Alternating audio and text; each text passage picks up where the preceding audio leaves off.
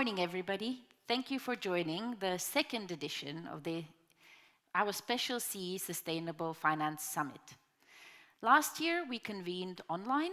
This year, I have the pleasure to welcome you in person and in a hybrid format.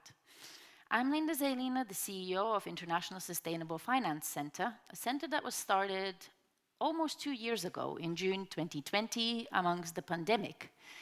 And we thought that this was going to be an exciting journey because when we started, there wasn't too many conversations about sustainability and finance and business. It was still quite distant for the region. It was something interesting, but at the same time, a little bit scary. But this year, what has changed is that actually we are partnering with some of the thought leaders in the region who are working on this topic and leading the way. Amongst those, we have the pleasure to partner with the European Investment Bank. We have our main partner, Deloitte, that are leading a lot of the work in the region. We have the US Embassy. We have Mazars. We also have the pleasure of British Embassy, KPMG, International Visegrad Fund, Redside Fund Management, and ING Banking. So altogether, we have had the pleasure to partner with some of the leading institutions across the region. And we also have support of many, many visibility partners who are starting the journey with us. 2 years ago, when we started out, it was a very different time from what we see now. Even 6 months ago, our work was predominantly focused on post-COVID recovery, EU Green Deal, a variety of different issues. But it also shows how difficult it is to predict the future. And often we really struggle to do that because it is much easier to stick to things that you know, things that you understand well, and a lot of the new things that you hear in the media seem very distant and who knows when they're going to come. But as the famous quote says, like with bankruptcy, it starts slowly and then it happens really fast. Many of the sustainability topics are similar.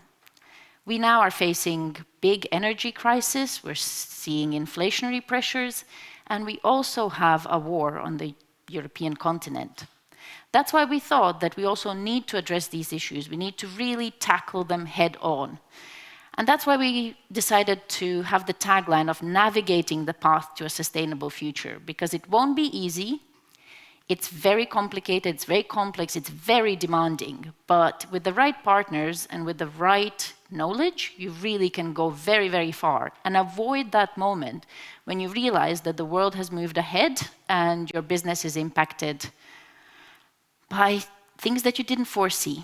So for that, we thought that we would actually start off with a very interesting conversation that we recorded on 9th of May with Professor Alexander Stubb and Ian Bremmer from the US. So if we play that now, and then we will continue with our panel discussions.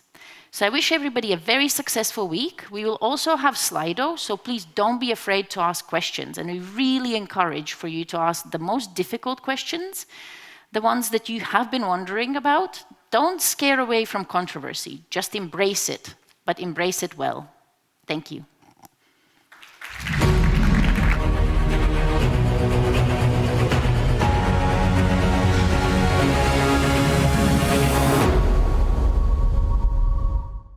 Thank you very much for joining today. I'm very excited to welcome Ian and Alex today to discuss something that has been on our minds across the world, seeing the horrible developments that we witness in Ukraine and the prolonged conflict that we're in now. And we are actually recording this conversation on 9th of May, which I think is very symbolic for so many people. So with us today, we have Professor Alexander Stubb, who's the Director of School for Transnational Governance in Florence at the EUI, a very well-known figure, former Prime Minister of Finland, a very outspoken commentator on the Ukraine crisis. We have been following very closely your fantastic posts across all the social media as well. And with us, we also have Mr. Ian Bremmer from Eurasia Group, who's also a fantastic commentator on all things foreign affairs and foreign policy. And very excitingly is going to publish a new book very soon, which we are also very excited to await. And I think we have even put some pre-orders in. So without much further delay, let's just get started and dig into the topic. So if I can actually turn with the first question to you, Alex. So has the war in Ukraine made Europe more or less safe? How would you view the situation? Well, unfortunately, less safe. I mean, we've seen Russian aggression in the war in Georgia 2008, annexation of Crimea 2014, and a full-blown attack and invasion in 2022. And I think it would be kidding ourselves if we said that this makes Europe safer. It makes it more unsafe. And we're probably looking at a divided Europe for the foreseeable future, where on one side of the new Iron Curtain, we have an aggressive, revisionist, imperialist Russia. And then on the other side of the curtain, we have some 40 European democracies in various forms of cooperation inside the EU and NATO or outside. So I'd say less safe. Yeah, I got to agree with that. It's less safe. But one of the reasons it's less safe is because any outcome imaginable is deeply problematic and unstable from Putin's perspective. I mean, the Ukrainians have done a fantastic job in fighting against a much larger military force in Russia. The West has provided an extraordinary amount of support. It was a little late. It took a little time to come, but it's now certainly there. And yet, despite all of that, and you could argue those things should make the Europeans feel better, but the Russians are going to be in a situation where they have no allies around them except for Belarus. They've got an incredibly hostile Ukraine that is led by a war hero, an international hero across the NATO alliance. And they're also going to have an expanded NATO. They're going to have an enormous economic challenge. They're going to have, bigger domestic political challenges. And all of that is going to make Putin feel like he needs to lash out. He's going to feel humiliated. And where's he going to lash out? It's going to be NATO. It's whether we're talking about cyber, whether we're talking about disinformation and espionage, or even direct military attacks. I don't think we can just dispense with the nuclear saber rattling that we're seeing from Putin and his cabinet. All of this is existential at some real level for Europe. And so there's no question that a new Cold War and the end of the peace dividend is deeply problematic and destabilizing for all of our friends and allies in Europe. Thank you very much, Ian. Me being a Latvian, actually, I think that it's a very interesting situation. On one hand, the Baltics as well feel a lot more insecure, but seeing the potential for Sweden and Finland considering to join NATO, that immediately has actually made a big difference. The Baltics feel much safer knowing that we might have very close, very like-minded allies joining as well. So that's, I think, a very positive development from at least the Baltic side. I think actually, I should show some Nordic gratification as well, in the sense that when the Baltic states joined NATO, I think that increased security in the Baltic Sea region. I can just imagine what the situation would be like at the moment if the Baltics were not in NATO. I mean, they would be part of Russian prey, much like Ukraine has been. So it's time for us to do our bit as well. So, it's a two-way street. Absolutely. So in terms of our future relationship with Russia, it's a big neighbor. It is not going away. We can't change the geography. So what can we expect the future relationship to look like? And how might this actually also affect our work and our relationship, trade, and so on and so forth with China? Because that is another big power that we have to work with, purely also because of the supply chains, because of a variety of reasons economically. So what kind of developments would you expect there? And I'll turn to you, Ian, first, since you run the Eurasia group that does a lot of analysis on these kind of topics.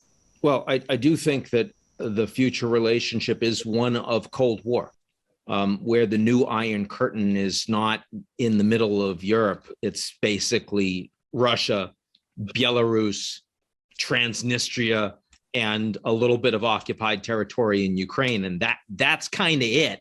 And they are cut off. They are severed diplomatically, culturally, economically from Europe. And that is, a strategically more sound place for the Europeans to be, in the sense that they will be diversified from Russian gas and oil and coal and tourism and all the rest. But again, it's a very dangerous place for them to be, because Russia is going to be incredibly angry about that. And I don't see Putin going anywhere anytime soon. So I think this is going to be a wounded but extremely angry regime, and they will be angry first and foremost at NATO.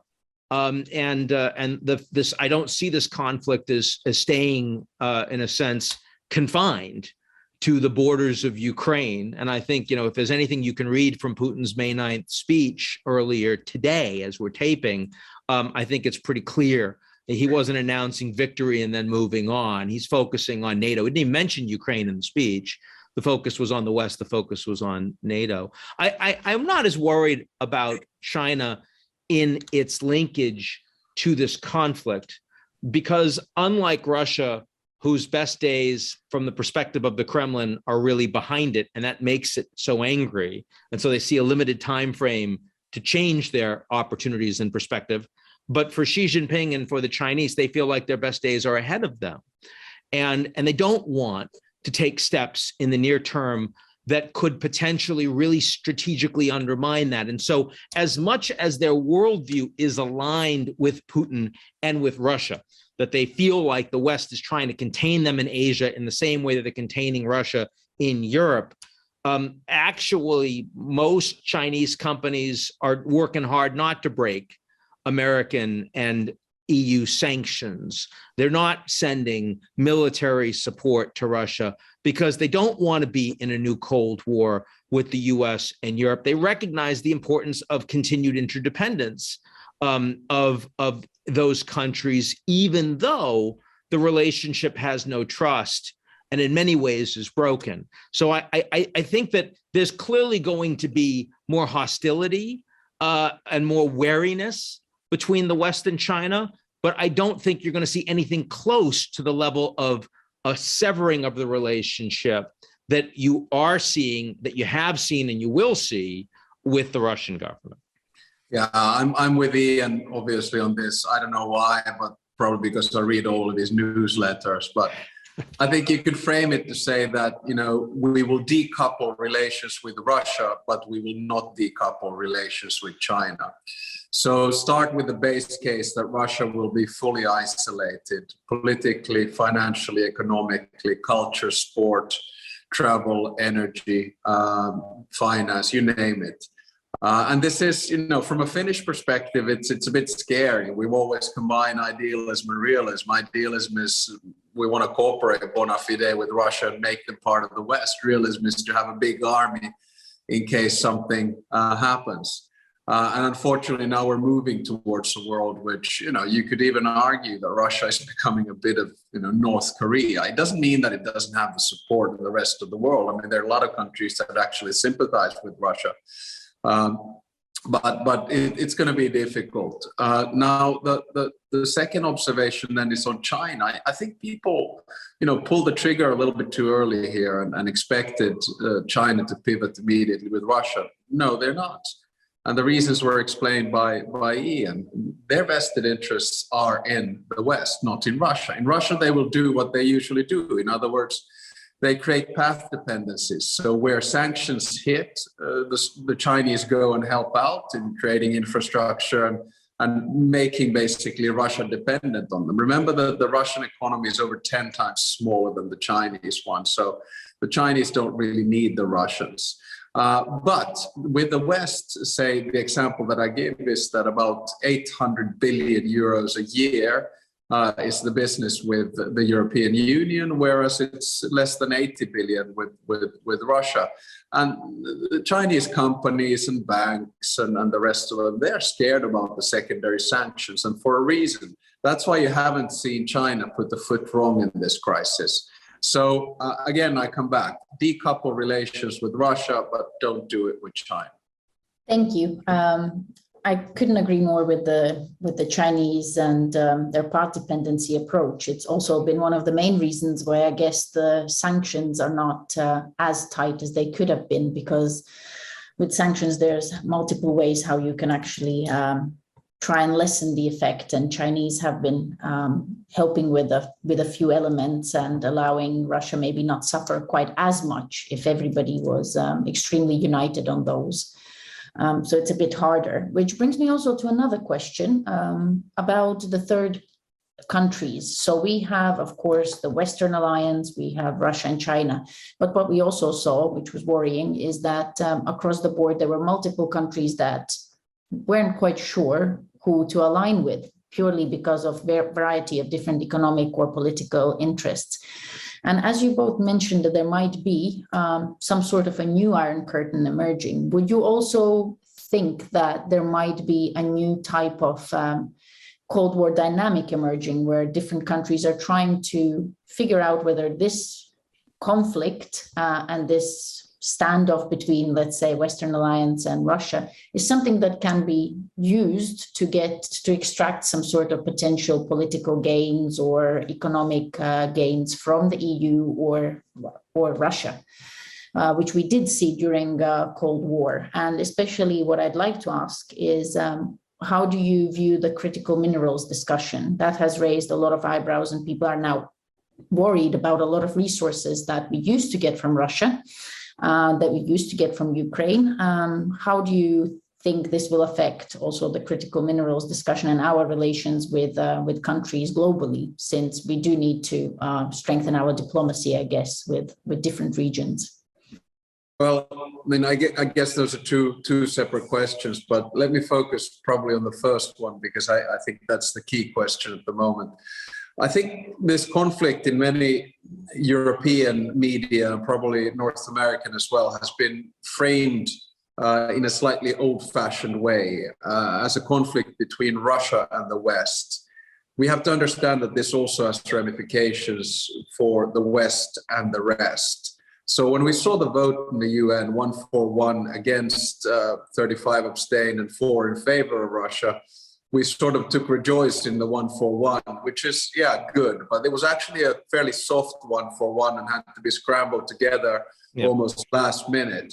And the 35 that abstained, they represent over half the world's population, obviously, including China and India. And then when you start sort of scraping the surface a little bit, you start looking at say, African reactions. A lot of non-aligned states there, a lot of them not necessarily with antipathy against Ukraine, but sympathy with Russia in terms of, earlier dependencies, etc. Then you look in Latin America. Well, this week or last week, we saw former President Lula basically condemning Zelensky for the war, and Bolsonaro from the other extreme coming along those lines. So the situation is not as clear as we thought it might be. And this is related to sort of Eurocentric approach that we have. Now, on the other side, you have people who are immediately saying, oh, this is the end of the globalization. And so I don't believe that. It's just probably the end of a Eurocentric or US-centric or Western-centric world. And this is what we have to understand. And that then you come to the point, I think we need to divide it in two. One is the values. Well, we still believe in the, universal Western values, whatever you want to call them. But it's clear that we're not going to be able to export them to the rest of the world in a way in which we thought that would happen in the early 1990s. So then I think we should tag on to the probably even more important one, and that's the rules-based world. And that's what's being attacked at the moment by the Russians. They are violating the international rules that we set up in the Helsinki Accords. They're violating UN charters and the rest of it. So there's going to be a bit of a reshuffle, I think, of power globally. But it's going to be much more complicated than just a simple, two poles, black and white, or whatever you want to call it. There are going to be different power structures, different alliances all around the world. And I think it's for us political scientists and others to try to figure out what we're going to call this new era. Yeah, I mean, I let me add on to that, because on the one hand, Russia's not a pole. They're Russia. And as you saw, they had virtually no allies that were voting with them. They got like Belarus and Syria, North Korea. They would have gotten Venezuela, but they hadn't paid their arrears, so they weren't allowed to vote at the United Nations. but that's a rogues gallery. So Russia's basically functionally by themselves. Support from China, as Alex and I have both argued, doesn't amount to nearly as much as it would if it was a meaningful alliance where the Chinese felt like they really needed Russia. On the other hand, the West isn't leading the world. And, the Americans have portrayed this, and Biden in particular has portrayed this as a fight between democracy and autocracy. And that's just wrong, because a majority of the world's democracies actually want very little part of this fight. They certainly don't support the American-led sanctions on Russia. What you have is the United States and the G7, the advanced industrial nations, and they're very aligned on this issue. They're angry at Russia, and they are prepared to put a lot of support in the hands of Ukraine. They're prepared to do a lot to punish the Russians going forward. And then you look at the developing world, everyone, Mexico, South Africa, India, Indonesia, Pakistan, you name it, Brazil, and all of them are basically saying, you don't care about us. You guys, particularly the Americans, have been massive hypocrites when you talk about Iraq and Afghanistan and Yemen and Somalia. Where were you for Rwanda? You've done some good things, right? I mean, Panama, the Balkans, but on balance, you generally don't care. And furthermore, when we really need your help, you tell us to go scratch.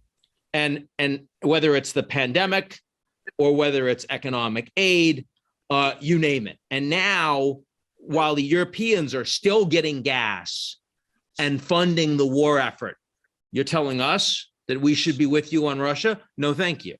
So there is no international community. I mean, I call it a G0, an absence of global leadership. The United States is not leading. I mean, it is leading the biggest part of the global economy in response to Russia. But increasingly, China is going to be the largest economy in the world. And as Alex already said, the world's population is already on a neutral path. And that's a much more fragmented, hard to manage, hard to lead, hard to respond and react to global crises environment geopolitically. Agreed. Thank you for that. I think that's very insightful analysis in terms of how this complex world is getting maybe even a little bit more complex with these dynamics that we're developing in what we would like to call the post-Ukraine crisis, but the crisis is ongoing, I guess. So that is very upsetting. So just to wrap us quickly up, because we are running out of time, I just wanted to ask for the three main greatest positive and negative impacts that you see this war having. We always try to avoid talking about the positive impacts, but maybe there is some hope for future that we will learn the lessons and actually do things better or improve and prevent this from happening again. So just very quick, three main positive and negative things that you see. Okay, I'll be fast. Positive is NATO is no longer brain dead. It has electric shock. It is no longer adrift. It has a mission and purpose. The West is closer together. Positive is that Ukraine has managed to stay cohesive as a regime. It's still there. It's still independent. That's an extraordinary thing. A lot of people would have presumed they wouldn't have been. Negative is that Russia, a G20 economy, is becoming a police state domestically, Stalinist domestically, and it's being severed from the West, which, to go back to the beginning, is a real problem for Europe. And also very negative is that the instability that this will play for the world going forward at a time where we already have a climate crisis, a pandemic, driving instability and security, food challenges, inflation. We didn't need this. And it creates opportunities for us to respond more effectively, but it's going to hurt a lot of people. Yeah, I guess the positive is that everything that Putin tried to do, he failed. So he united Europe, he united NATO, he united the transatlantic partnership, he made Ukraine European. And as a bonus or an icing on the cake, he made Finland and Sweden join NATO. I call this the Putin enlargement of NATO, the 10th one. So, that's the positive. and also showing that, autocrats don't usually win, they lose. On the negative side, of course, there is the horrible loss of human life and destruction of historic sites and infrastructure. There's the instability that Ian mentioned, and we could probably see ramifications in the region itself. Don't know really whether this will have global ramifications. I don't think so. And as a Finn also, it's quite sad to see and to have to live next to a country with our 1,340 kilometers border, which is basically going to be backward for the foreseeable future. So, had we had the choice, should this have happened? No. But once it has, I guess you have to try to look at the silver lining as well. Thank you so much, both. I think it's been fantastic and insightful 20 minutes or so. So thank you very much for making the time. And I really hope that we do see the end of this conflict and that we start some sort of positive rebuilding and strengthening of Europe. And hopefully, even more fingers crossed for also some sort of positive developments in Russia that would prevent a new Cold War or some sort of an Iron Curtain, because the Iron Curtain was definitely not fun. Thank you both, and thank you very much for joining and supporting us with taking part in the summit. Post-crisis, not post-Ukraine. That's where we want to be. Indeed. Exactly. Thanks a lot, Linda.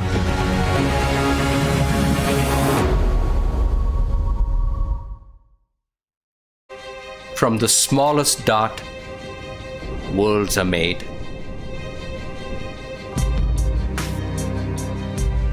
Where businesses flourish, people excel, and the toughest questions find answers. All around us are the circles of life, of ambition, of connection, of focus, of impact. Everything we are, everything we do, and everything we will become. There is no symbol that matters more. And it is our symbol. This is our time.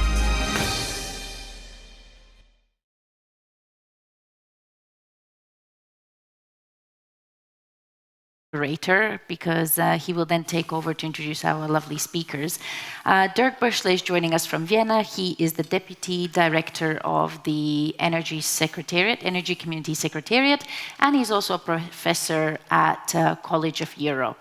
So thank you, everyone. And Dirk, the floor is yours.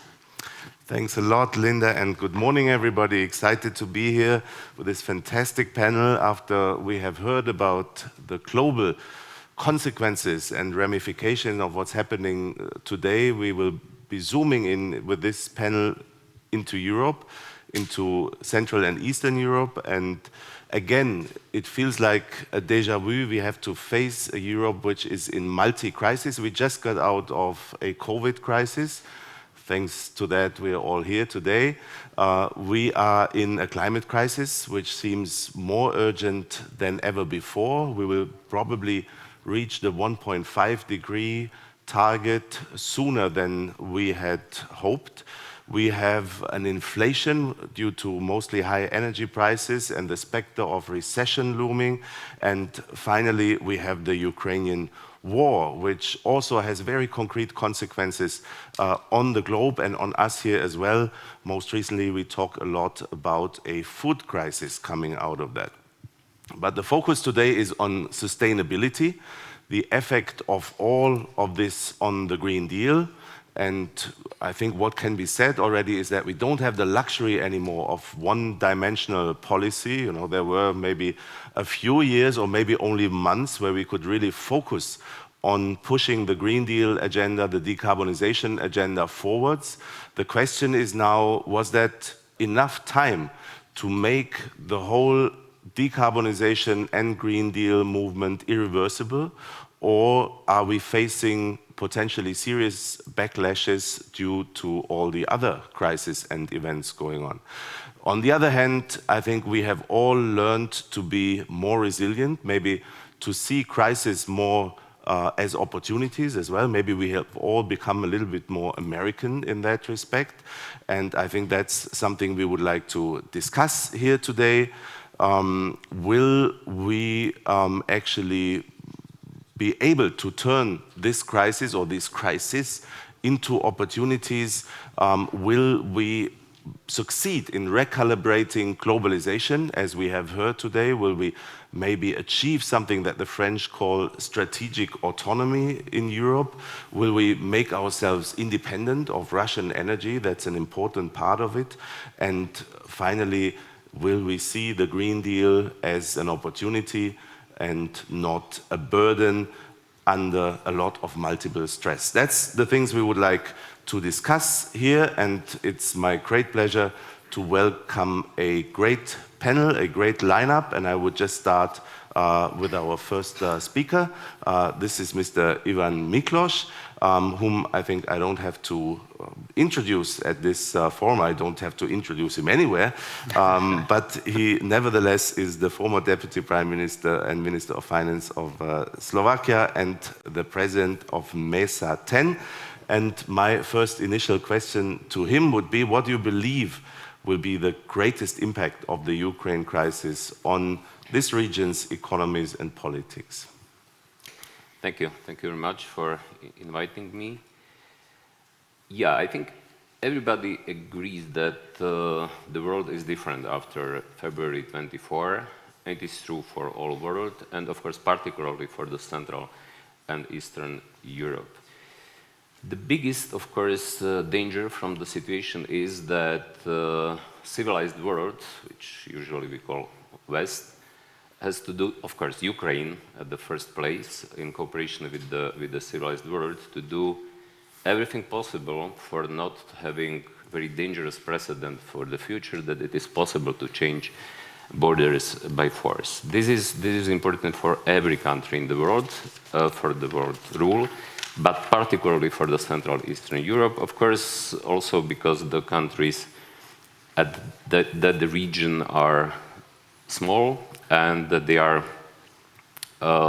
vulnerable in this regard.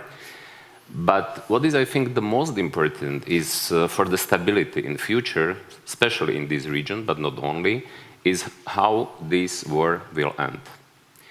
And my deep conviction, also because I have spent 5 years in Ukraine, I have been there from 2015 to 2020 as Chief Economic Advisor to Prime Minister and also Chairman of the International Advisory Group.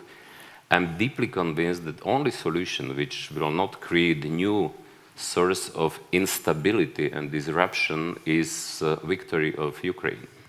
And victory of Ukraine means to return Ukraine to the borders before 2014.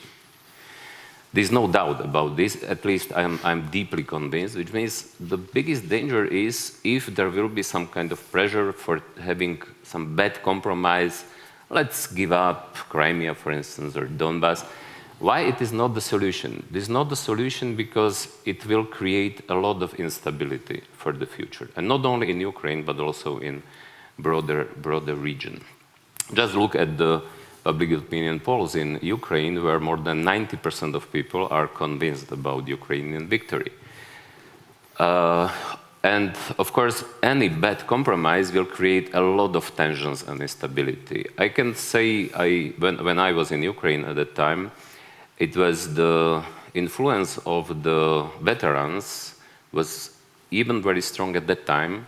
And of course, the number of veterans have been much smaller as it will be in future. And after everything what happened there, these war crimes, this very, very difficult situation, this emotion is really very, very strong.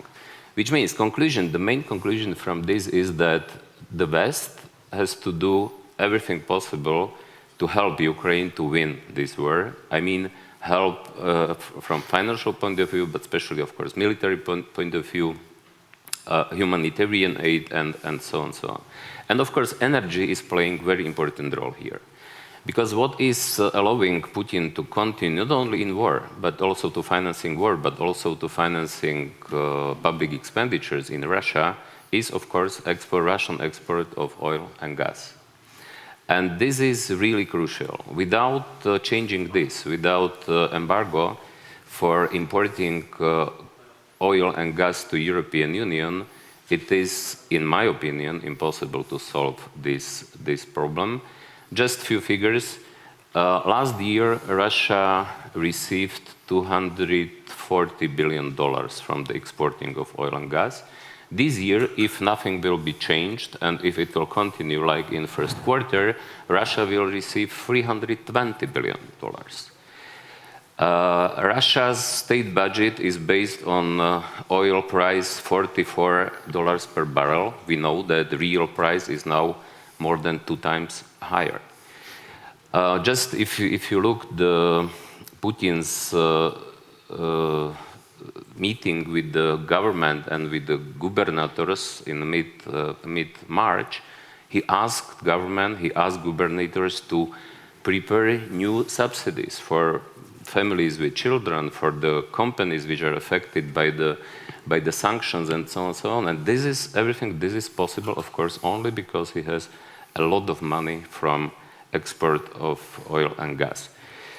Which means only solution, only real solution, which will not create new instability and new problems and new disruptions, not only for Ukraine, but for whole region, whole Europe, is the victory of Ukraine in this terrible war.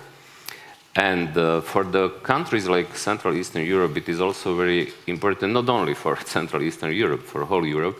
Very important lesson is to not repeat mistakes which have been done in the past. And very good example is that some countries, like Poland, for instance, after 2014, after annexation of Crimea, they really speeded up the preparation for not to be dependent on Russia. My country, unfortunately, didn't do it, and we are now in much more difficult situation, which means the most important conclusion from this is today to be united, to have a united approach of the European Union to solve this problem, to prepare European Union for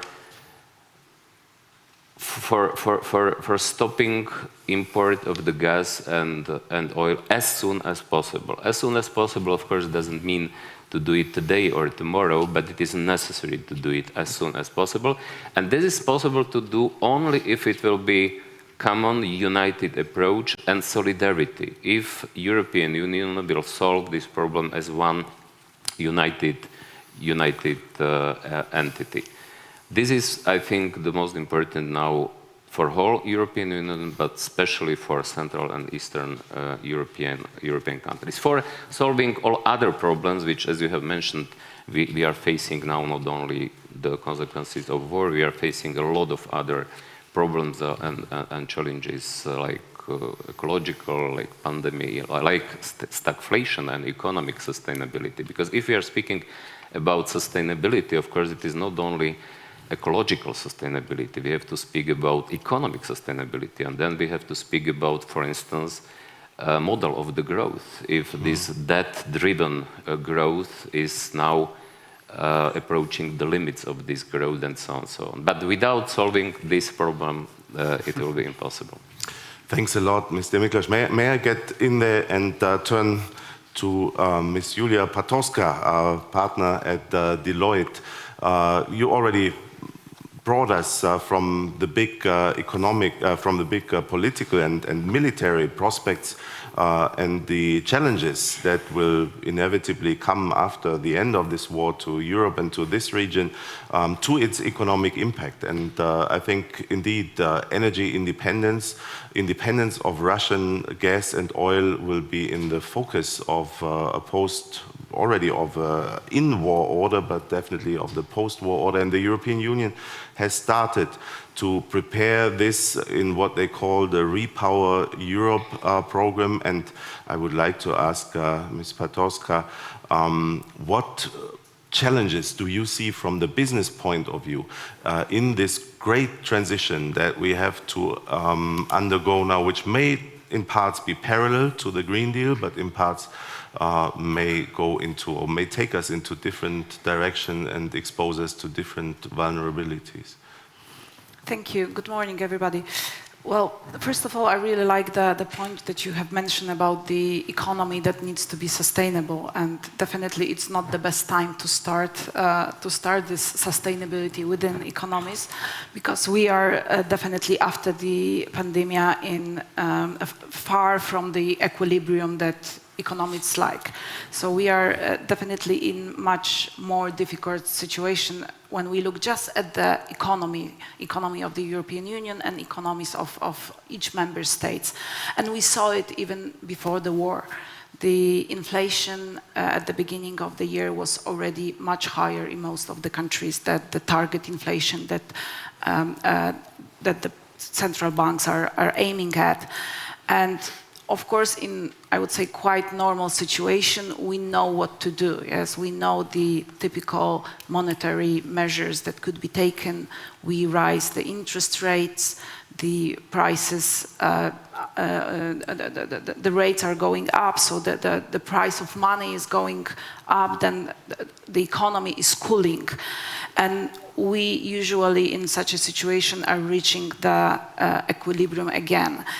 However, this time it won't be that easy, because all of that was already mentioned, those huge investments that needs to be made, because we need to know, we need to find the solution, how to find the alternative for 40% of the gas that is currently being used in the European Union, for 46% of the coal that is also being exported from Russia. The same with the oil. 27% of the oil being used in the European Union is coming from Russia. That means that, of course, we need huge investments over here and huge regulatory changes, and then operationalization of the Green Deal, Fit for 55, in order to make the change. And how to do it in a situation when the economies are in such a high inequilibrium, when the prices are going so up over here in Czechia, in Poland, but also in Eurozone. So definitely this is a huge challenge, and at the same time we are seeing many countries, many member states trying to use the fiscal policy in order to look for this sustainability within economy, but on the other hand, monetary policy is pulling that back. So this is definitely not an easy task, and definitely needs a lot of effort from all of the actors, in fact.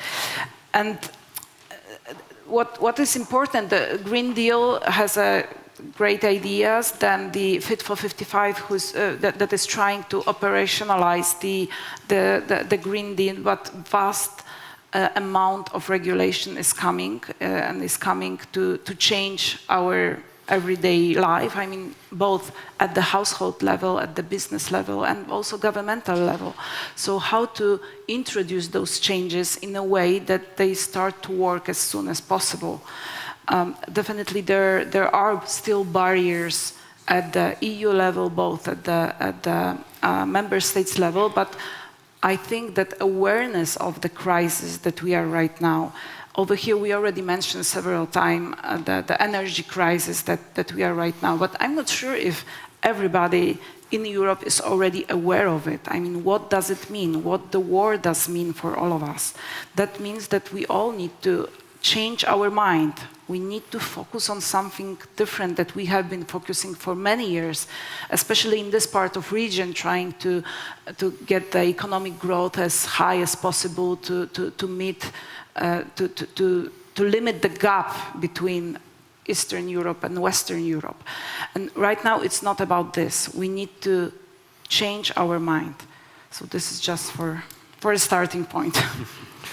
Thanks a lot. The Germans call this the Zeitenwende, indeed something that goes deeper than just another crisis. And thanks, Mrs. Patowska, you took us to the economic world, to the world of business, but also to us all and to everybody being affected by the impact of the crisis and by the impact of our topic here, the Green Deal, because all these regulatory instruments that together make this policy indeed will have very far-reaching consequences on the way of how we do business, on the way of how we live and how our societies look like. I would now like to turn to another eminent figure of Slovak politics, Mr. Vasil Hudak, to my left, who was a minister for economy as well, and now he was also a vice president of the EIB, now is the vice chairman of GlobeSec Advisory. And if we zoom in again more into our region here, what do you think in the spirit of turning crisis into opportunities? What can countries, what can business do here in the region to take the most out of the Green Deal? That's what we would have asked in normal circumstances, but now, of course, to navigate in this multi-challenge world that we're currently in. Thank you.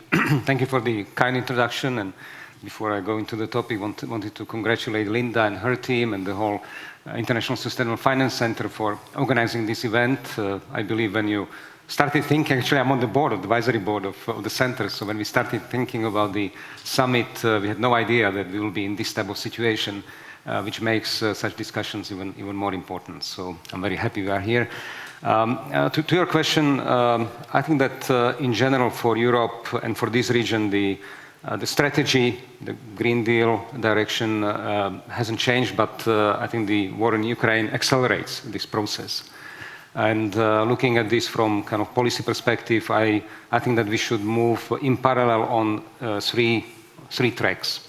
The first one is to improve energy efficiency of our national economies. It means to decrease the consumption of energy in the national economies. The second one is to change our energy mix to be less dependent on fossil fuel.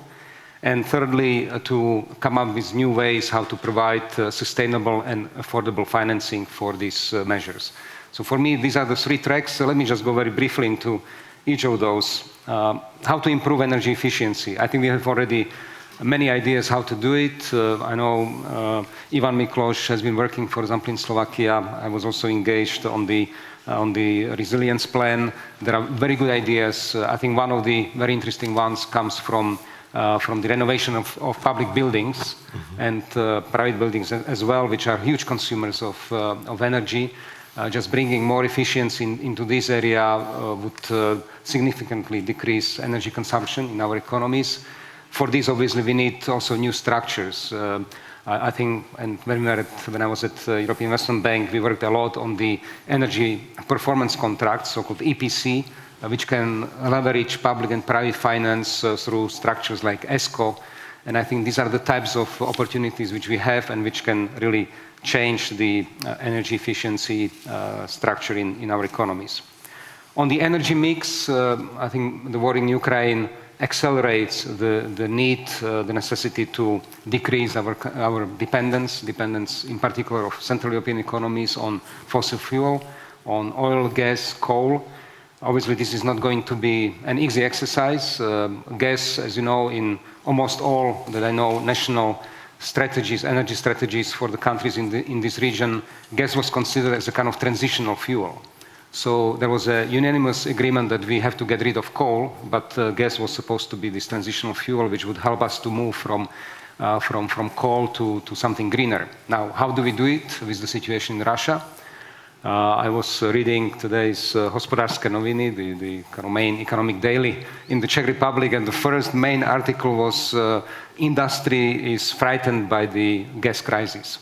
And that's the reality. So I think we do have to move, and as Ivan mentioned, and I think Julia as well, we have to move towards less dependence on Russia. How do we phase it? How do we do it so that it hurts? I mean, it will hurt certainly people and economies, but how do we do it in the way which hurts least is something that we need to discuss.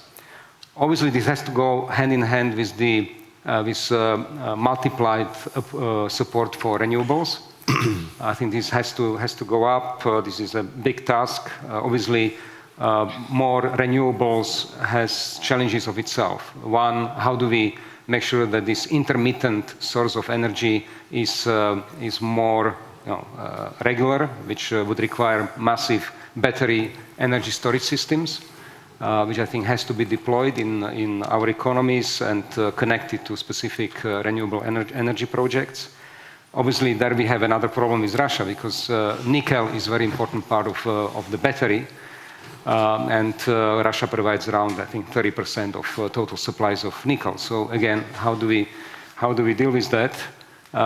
And secondly, we have to move towards decentralized energy and energy systems. So municipalities, industries, they need to use their own sources of renewables, whether it's solar, wind, biomass, supported by battery systems, and developing more energy for themselves. And last but not least, about the sustainable and affordable financing. This is something that we have to look in a new, innovative way. I think what is good for us is that we have a huge source of public support coming, whether it's a recovery plan, whether it's EU funds, Just Transition Fund, Modernization Fund, Innovation Fund, I mean, name it, huge amounts of money that this region never saw in its history. Question is, how do we use it efficiently? And secondly, how do we use this public money to leverage private money? Because even with this huge amount of public money, it's not enough to deal with all the challenges of the energy transformation. So to give you just one example, I'm on the board of the National Development Fund here in the Czech Republic, and one of the approaches of types of financing which we are moving toward is to provide more mezzanine financing, because we believe that there are many good projects in the country, in the region, but they lack financing in the development phase. So good ideas, opportunity to leverage public money, but not enough own capital and seed money to be able to launch these projects. So we need to find ways how to help these projects to grow and then become bankable in the post-revenue phase, but this is the most difficult part for these projects to get into. So much to start the discussion. Thanks a lot, and it's very reassuring, Mr. Hudak, that essentially a lot of what you depict as the recipe for moving ahead is actually still from the original Green Deal policy. So all these things still make sense despite all the turbulences and the new context that we're in. And if my understanding is correctly, we're turning now to an online speaker. He's already on screen. I see him there in front of me. That is Mr. Attila Steiner. Good morning, Mr. Steiner. Welcome here as well. You are joining us from Budapest as the State Secretary for the Development of Circular Economy, Energy and Climate Policy, which means you are the one to make this all happen, or you are, in other words, you are the one for whom all these multiple, we call them crises, turbulences, or more neutrally we can call them vectors, that the original Green Deal finds itself now needs to translate into concrete policy measures and actions. In this respect, a simple question is, what do you think is the most important policy, not only think, because you'll be doing it at the same time, and strategic priorities in going forward in the situation? Oh, it's muted.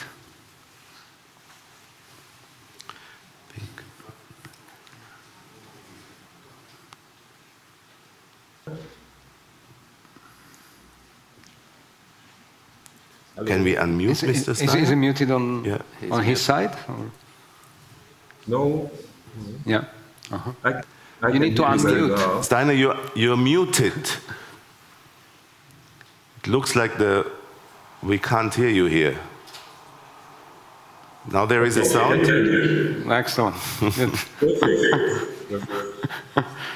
you very much. I'm sorry for inconvenience. And it's moving from my side. I hope that you will have a successful, very important topic with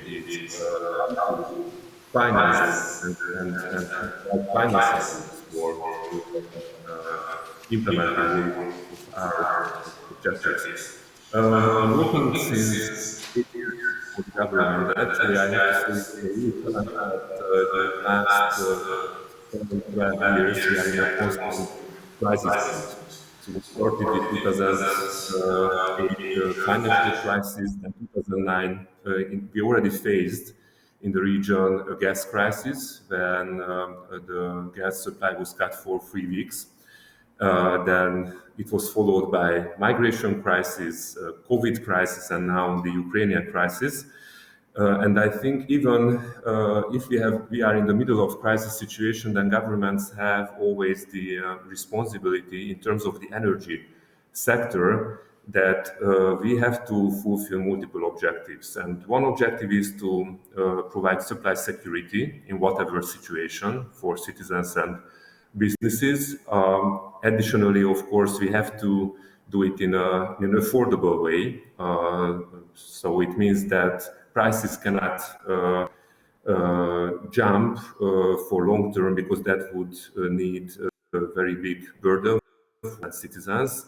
And of course, in the meantime, we would like to go more for a low carbon direction. Which is definitely one of the key priorities within the European Union and also for governments. And now this triangle is also expanded with the factor that we should decrease our dependence on Russian fossil fuels, which is especially important in our region, in the Central Eastern European region, because during the communist regime and after the regime change, actually the regional energy infrastructure was very much based on Russian fossil fuels. And now we have to change this situation. After the 2009 gas crisis, we also started to implement several projects in order to diversify. And in case of natural gas, we invested, as Hungary and the region, invested heavily into gas infrastructure, into connectors.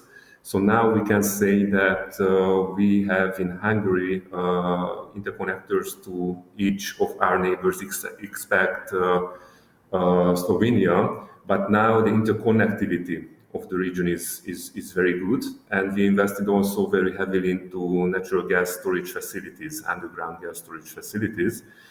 But the challenge is that in spite of these investments, our exposure is still high because we are a landlocked country, and in order to access new sources, new gas sources, that means a need for very close cooperation with third parties, because within our border we cannot get additional gas sources.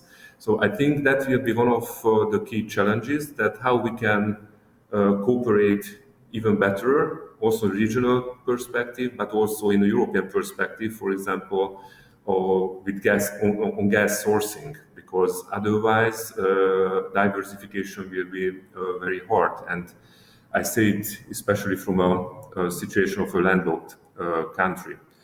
What I think, and we should also pay more attention, this is the cross-sectoral implication of the different energy sectors. So, for example, what if there is no electricity? How gas or oil sectors will be impacted? Or what if there is no natural gas enough, and how electricity and oil sector will be impacted? I don't think that analysis has been done thoroughly during the last period.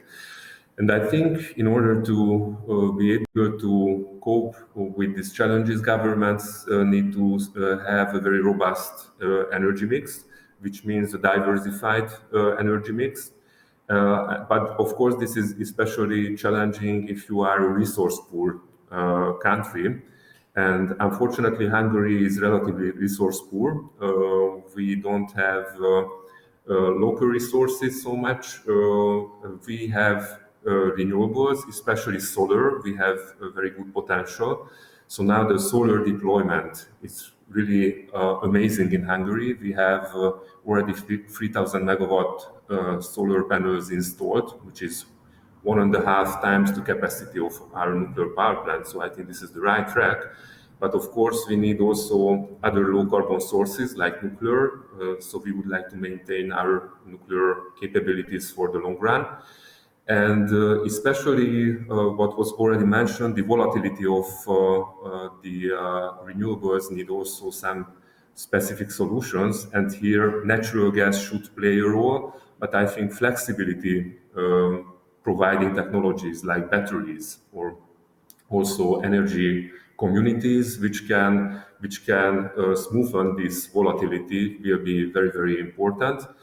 And as a fourth point, I would add a specific topic, which is the strengthening of the grid itself in order to be able to absorb this volatile electricity production coming from renewables. And this gets more and more significant challenge for countries, because practically we have to reshuffle our electricity grids. And this can be also a topic since we already managed to synchronize the Ukrainian electricity grid. That happened on the 16th of March. And of course, Ukraine is a big electricity market, so I think it's crucial to have some reserves and stability also in our network in order to be able to help. And that's connected to the financing questions, because I think the key challenge that now we have to finance actually more projects from the funds which are available, because we have to also provide funding for those projects where the final aim is to increase supply security and reduce dependency from Russian fossil fuels. But sometimes those investments may be not profitable itself. So that's why financing will be crucial. And here the good coordination between national financing, European Union financing, and also private capital shall be enhanced. I have to tell you that we have very good experiences with the issuance of green bonds. We issued already several times green bonds in different markets, in Japan, in China, also in Europe. And I think this is the track which we have to follow, but maybe that financing shall be also expanded with those projects which provide more supply security. And how those financing tools or those finances are spent in a country, I think this is the special responsibility of the government. I believe more in those programs where citizens get some support or support schemes, and not to tax citizens, because I think the public support of the green transition is very, very important to maintain. But if we would impose some kind of taxes, that would reduce the support from the public side significantly. So that's why I think what is proposed now in the Fit for 55 package, so generally the directions are good. However, this crisis period is not the right time for issuing or putting extra burden on citizens, like with the ETS extension on households. So I think such kind of recalibration might be necessary in order to be successful, to keep public support, but in the meantime also to go into the sustainability direction, but still we have to finance also the supply security projects which are necessary in this situation. Thank you. Thanks a lot, Mr. Steiner. May I just pick maybe one of the aspects that you mentioned and that was referred to you at the end of your intervention, and I would call it our ambition level in Europe. Do you think that the multitude of crises and challenges that we are currently undergoing, should that make us revisit our joint ambition level when it comes to climate policy? You mentioned the Fit for 55, which is an instrument, or which is a package of instruments to achieve a relatively high level of ambition. Is that still all valid today? I think yes, it's still valid. However, some recalibration might be necessary since we do not have more financial resources due to the crisis mood. Government budgets are quite exhausted in several situations, and I think that's the reality. So therefore, we have to see how we can finance those projects which are inevitable to be more green, but also in the meantime to finance those projects which increase supply security. And here some creative thinking may be necessary, also on national level, but also on the European Union level. So that's why we are very much looking forward to the European Commission's proposal, REPowerEU, because that will be the tool, hopefully, which will provide an answer to this challenge. Thanks a lot, and greetings from Prague to Budapest. We would stay with our panel here. Thank you, Mr. Steiner, and continue with a second round. I would suggest that maybe Mrs. Patowska gets back into a question that we have just been discussing. It's on the one hand about the finance, where does the finance come from, but also on how to avoid sunk costs and stranded assets. What is, you think, what kind of investments would make sense and which do not make sense, and what is the government's roles to guide us in this respect? I'm not sure if our friend was speaking already in the round, but he will, I think, have the pleasure to wrap everything up. Well, definitely the role of governments is huge over here, and I think one of the first role is to talk to each other. So the governments are not making the decisions without thinking or understanding what could be the impact on other, for example, EU member states. So this is something that is maybe a little bit apart, but still very, very important when we think about the solidarity and understanding that it's not the case for each member state, it's a case for all of us. But definitely what member state, the governments need to do within their own countries is to raise the awareness of the situation.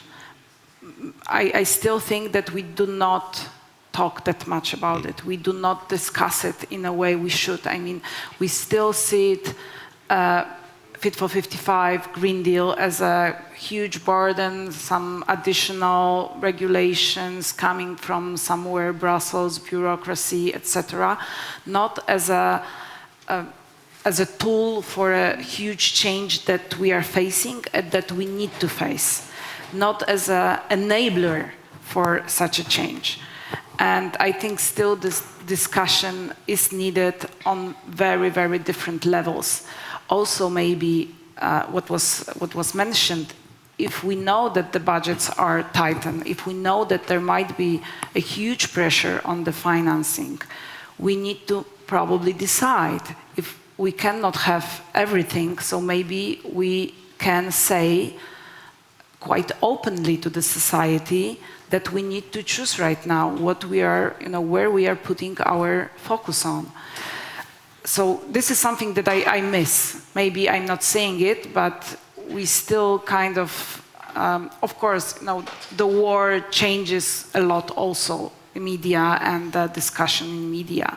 So it's not that easy to, to come with any other topic, especially with such a difficult one, because thinking about the energy dependency, it's really, really difficult. But maybe there is still a place, to ask people, okay, maybe lower your heating 1 or 2 degrees. It will help. During the summer, lower your air conditioning. I mean, not lower, go up with the temperature, with the air conditioning 1 or 2 degrees. It also may help. If we think about all those millions of people within the Europe, even small changes may help. And just showing the reason why we are doing it. It's not because Brussels is saying that. There is something behind it. So this is, I think, one thing that needs to be definitely faced and taken. I mean, the step needs to be taken. Another one, barriers. I have already mentioned it before, but still there are barriers on the EU level and also on the member states level with regards to the investments. I've heard there was the leakage last week that, for example, environmental impact assessments are going to be loosened a little bit for some of the investments in renewables, which I think is a good idea, because again, we need to focus right now on something different. And I like the idea, I don't know how far it's going to be in such a way that there will be areas chosen where strategic environmental investment will be, strategic environmental assessment will be done on the whole area, and then the specific investments won't need this investment assessment anymore, which should make the investment process easier and faster. But like on country levels, we still have also barriers.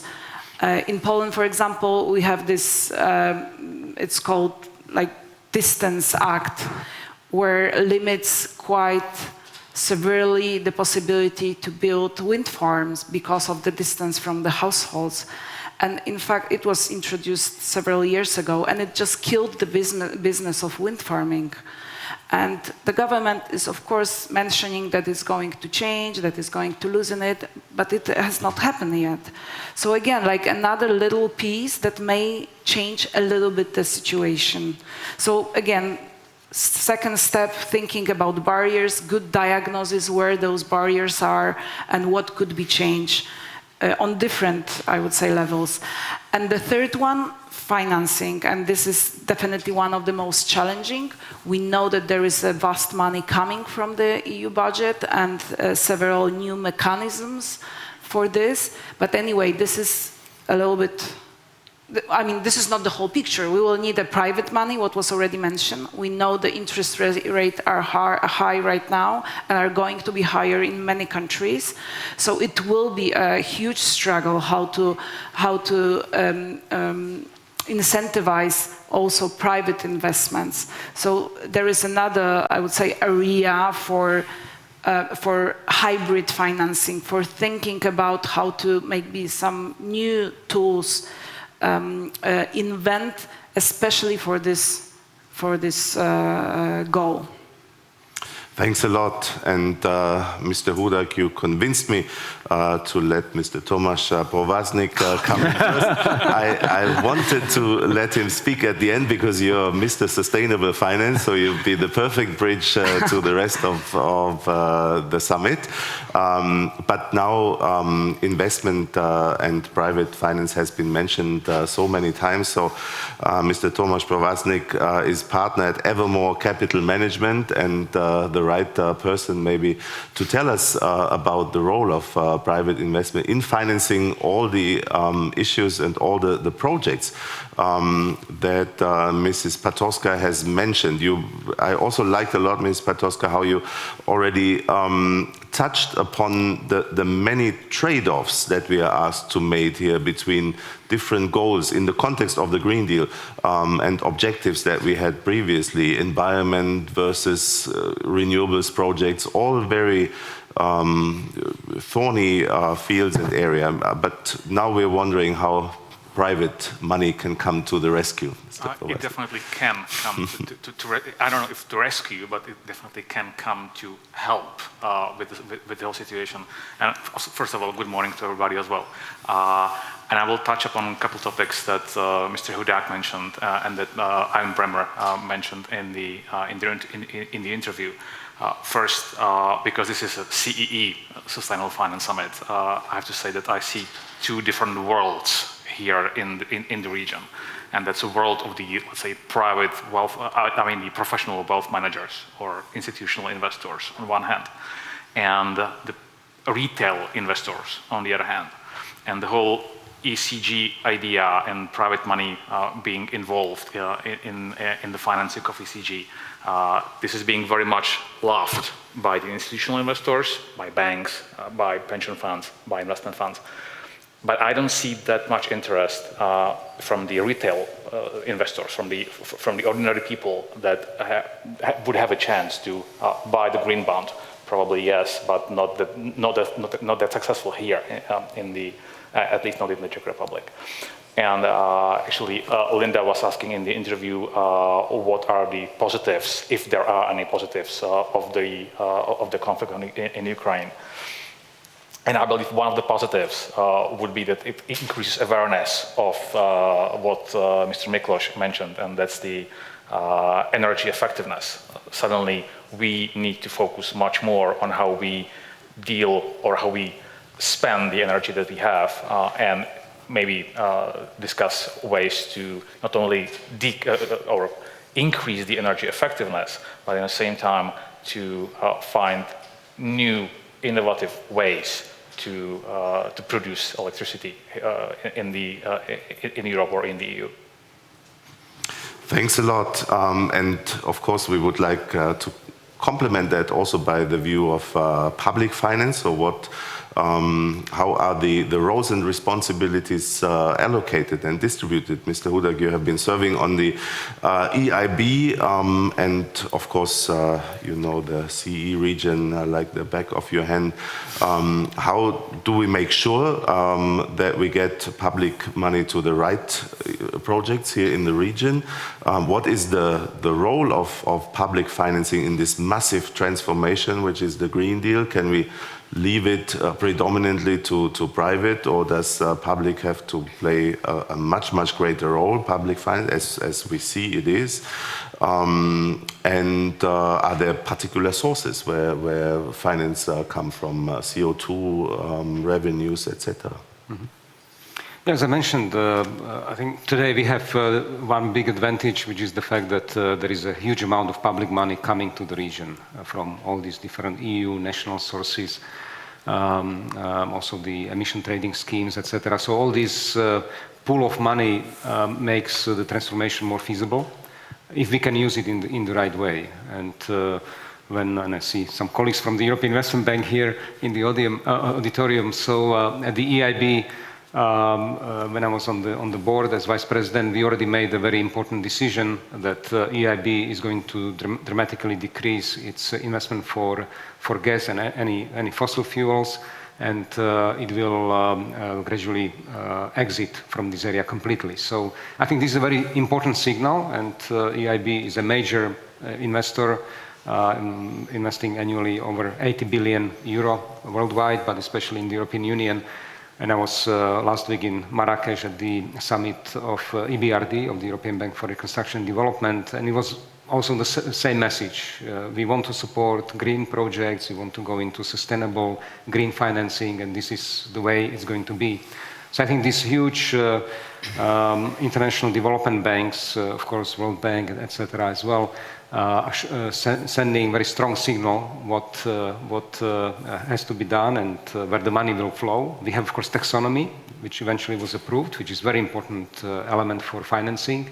So all projects which are going to be financed in the region or within the European Union have to follow the taxonomy route, and this is also a very important message to entrepreneurs. But of course, where I see the problem is, and I was trying to mention it in the beginning, is that, and I saw it at EIB, but also in other institutions, I'm on the advisory board of JP Morgan, etc. that these big providers of money, of capital, they need projects which are bankable. But to get to a bankable project, when you are in the area of new development, of renewables, etc., especially in the region like this, where you have local actors who are relatively small players, and we need to support these small players, small, medium enterprises, small investors who are moving in that direction. And I think it was mentioned by you that what happened here in the region, also thanks, unfortunately, to this tragedy in Ukraine, is that people are much more aware of the need of transition, of the energy transition, and decreasing the reliance on Russian oil and gas. But we need to find a way how to support these small entrepreneurs and investors. And this can be done, yes, by engaging retail investors in different ways into supporting this.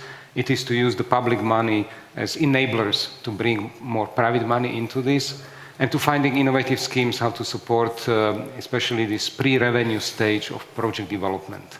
Because I think for me this is the most critical element which still hasn't been tackled correctly.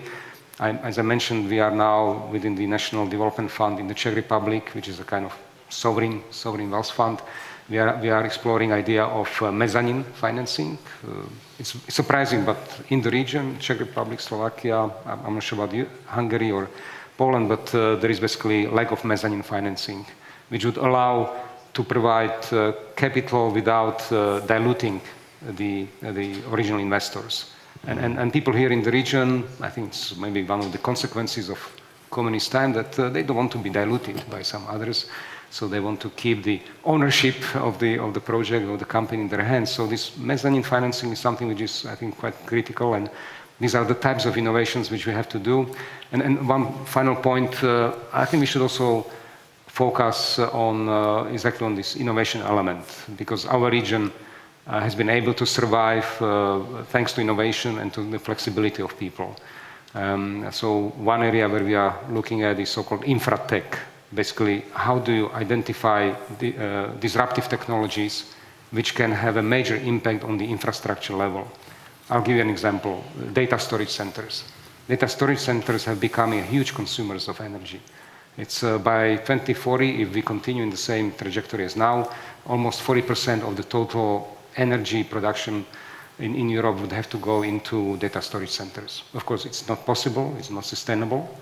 And the question is, how do we deal with that? So there are some new microchips which actually can reduce, we have this innovation in Slovakia called Tachyon, which can reduce energy consumption by 40%, by at the same time increasing the frequency of the transactions on the microchip. So if you incorporate this kind of chip into data storage center, you actually improve the efficiency of such center by multiples. Mm-hmm. So this is just one example how we combine innovation with large application and with a very important positive impact on the energy and sustainability overall. Reminds me of what Mrs. Patowska has said about turning down the temperature. We can also just send less smileys. That's true. That's an easy way how to do it. Yeah. I would just quickly check with Mr. Provaznik, how do you see this massive public financing of the Green Deal? This is a big return of the state as the big spender. And just very briefly, is that something that goes well with the private sector's investment, or do you think there are overlaps or even interferences with what is actually your business? Well, probably not interferences. Of course, if there is public money available to go together with private money, like you said, hybrid financing, that's something that definitely helps. Of course, you need to, and you mentioned dilution. Of course, you need to set up the transaction in a way that if there is private money involved, the public money does not dilute the original owners or the idea bearers of the whole project. Thanks a lot. And now I'd like to turn to Mr. Steiner. Mrs. Patowska, you're a big inspiration here for the panel, because you also mentioned how projects, renewables projects, for instance, and that kind of translates into the whole speed of the Green Deal. Its implementation is still too slow. It takes years to get a heat pump, an electric vehicle. Renewables project is something you mentioned. What can be done, and what are you doing, Mr. Steiner, to speed up the speed of implementation? Yes, thank you for the question. Actually, this is one of the most crucial questions, and let me divide the answers into two. So one is what the regulation can offer to implement quicker projects, and I think here definitely the permitting procedure is a crucial topic, because we face several challenges, very long permitting procedures, even in case of renewable projects. But of course, that will be also a question how, for example, supply security projects and the permitting of those can be executed. So we are also thinking about those aspects, but we expect also in the REPowerEU package that the European Union will also have some recommendations what to do. In terms of the financing, I think it's also very important to focus on the speed factor, since not all of the financing tools are available immediately. And what I face in my work, that of course we have several opportunities how to support some projects, especially pilot projects. I think are important to support from the government side or from the public side. But how to mobilize those different financing tools? Because if you talk about European Union funds, they are more suitable for longer-term structural changes, but not immediate financing for projects. We have, for example, the quota revenues, which are easy to mobilize. So what we do, for example, in Hungary, that we finance from quota revenues pilot projects or demonstration projects. And in the meantime, we prepare the framework also from the Cohesion Fund or from RRF. So basically to provide a continuous support for projects in order to be able to execute it, but also start the preparation phase as soon as possible. And what I would like to add as an additional question, of course, we need projects which also contribute to sustainability, but also strategic autonomy of member states and also Europe. And I think it's also very important to couple those endeavors with industry development aspects, and basically to have also European sustainable industry at place. If we will spend so much on sustainable projects and supply security projects, I think it will be crucial from a strategic autonomy point of view. Thank you. Thanks a lot. And that leaves us with the last intervention of Mr. Ivan Miklos. So I think we need to go back to politics. And I would just like to ask you, following up on what we have heard and been discussing, you yourself mentioned the challenge or the uncertainty that we are facing now about the future of Ukraine as one of the biggest areas where we still don't know how this will impact our Green Deal and other agendas. What would be your proposals how to integrate a post-war Ukraine into Europe better, faster, and to create a win-win for all of us? And a second short question would be, with all the turbulences, as I called them previously, that we're currently witnessing? Do you think we are indeed on track? We have heard reassuring messages here today from different walks of life and players. And is that risk or that fear of a backlash against the backdrop of potential recession, against the backdrop of rising energy prices, etc., is that off the table, or is it still something that we should take very seriously? So 2 questions for you. Yeah, thank you. First, regarding Ukraine, I think one thing which I have mentioned before is how to end the war, not to have instability for the future. It is connected, of course, with the European future of Ukraine. Now it will be very important to send to Ukraine signal to give Ukraine the candidate status. It is very important. It doesn't mean, because sometimes people think, how can a country be candidate if there is war? This is not about that Ukraine will become this year or next year the member country. This is expressing of will of the European Union to integrate Ukraine when Ukraine will be prepared. Which means, of course, when war will be ended as well. Because of course it is impossible to integrate country which is in war, because finally it will be border of the European Union, the border of Ukraine, and we don't know what will be the border of Ukraine. Which means it is but on the other side, it is a very important signal for Ukraine to give them a candidate status, to give them some kind of green light that if they will be prepared, if they will also fulfill their homework, which means reforms. Partially it was done, but not fully, which means it is a lot of which is necessary to do. But very important is to send this signal. And I hope that EU countries will do it, because there are some doubts that some countries are not fully convinced about this. Second question, it is a lot of risks are there. Of course, awareness of the green transition is here, regarding the financing, green financing is here, demand for solutions is here, and that's the reason why politicians are also dealing with this, but there are also risks. And let me mention what I consider as the biggest risks. First one, I already mentioned, this is this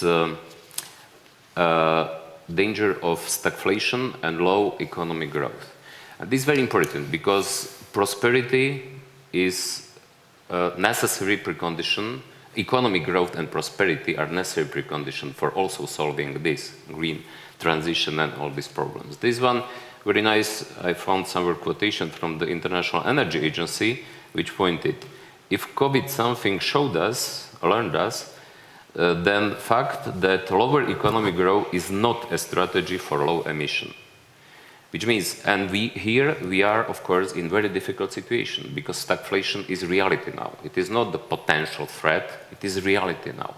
And if we are speaking about stagflation, we are speaking about low economic growth and high inflation.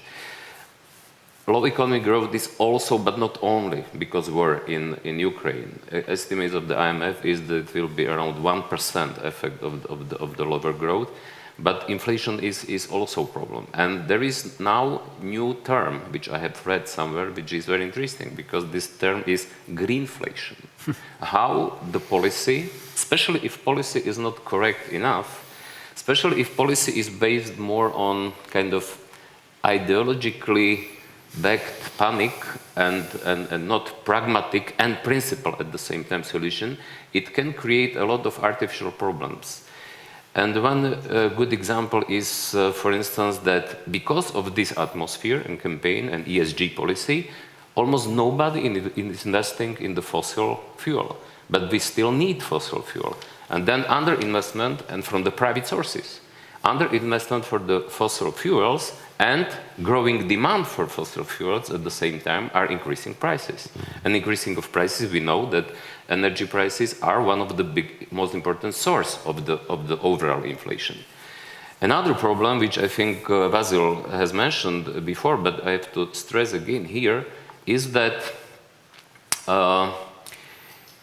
increasing energy generation from the renewable sources are very dependent on some raw materials and metals, which are not only problematic because the biggest suppliers of these metals are Russia, China, especially China, Russia and some African dictatorship, but also because new, more strict ecological conditions for exploitation of these raw materials and metals are again increasing prices.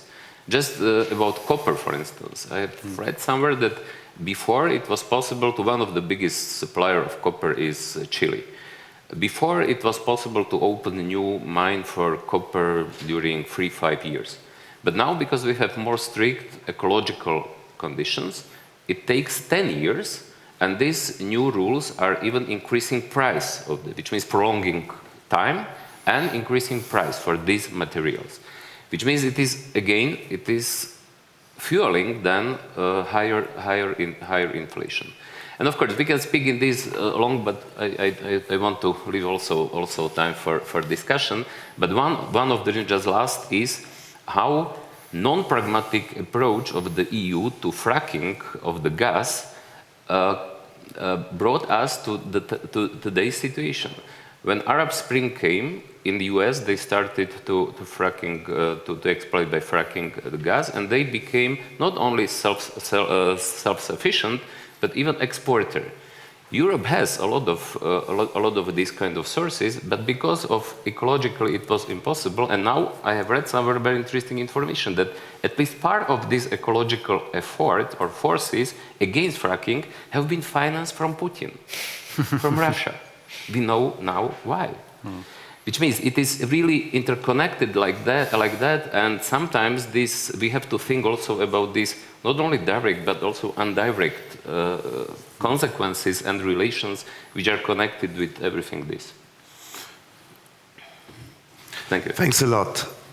Now, I don't know whether we have some time, but do we have also questions from the audience that we would like to discuss here at the panel? Audience some opportunity to ask questions live, so to be a bit more interactive in the room. So if anybody has a question, we have a microphone at the back, and our colleague is going to bring one here. Cyprian would like to ask a question, please. And then Ingmar Jürgens in the 5th row. Thank you. Yeah, thanks. My name is Cyprian. I'm very happy to be here, and it was very, very insightful, especially the last part and the new word that came back. Now, I come from Romania, so we have a different type of stake in the conversation, not just energy, but also war. You mentioned greenflation. I want to ask you a sort of a metaphorical, but from a finance perspective, very practical question. What are the new words, or what are the new realities, let's say 10 years from now, that you as finance experts to a large extent are expecting? Because when we talk about sustainable finance or in types of investments, we do talk about at least 10 years. Energy, agriculture, infrastructure, retail, etc. So when you look into the future, into the next 10 years, or maybe 7 years, with all the things that we don't know, what are the things that you hope for, or you think, you know, investment funds, institutional investors are looking at, and what are the major risks that you or investors are willing to take to go to, you know, the next level? Thank you. Whom would you like to ask that question?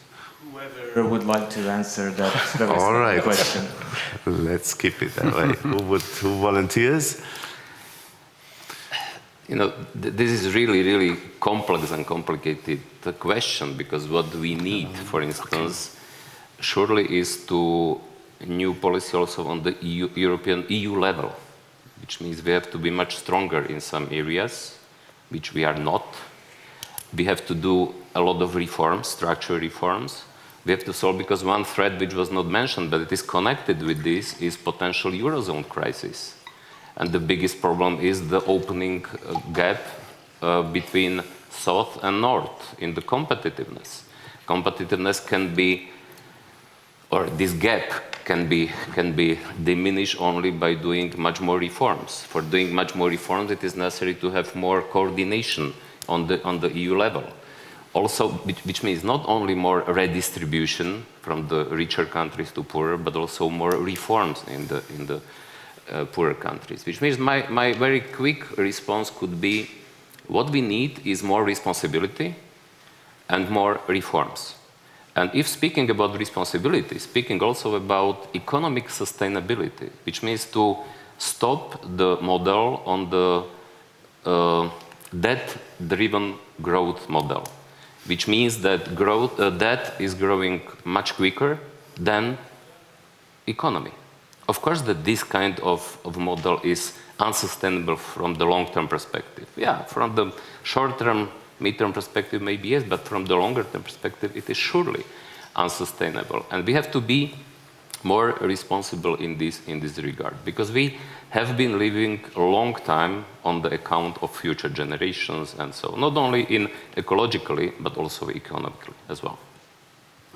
Thanks a lot, Mr. Uda. Maybe just to add to this, yes, I think we are talking about the long-term transformation process to make our country's economies more sustainable, more green, more digital.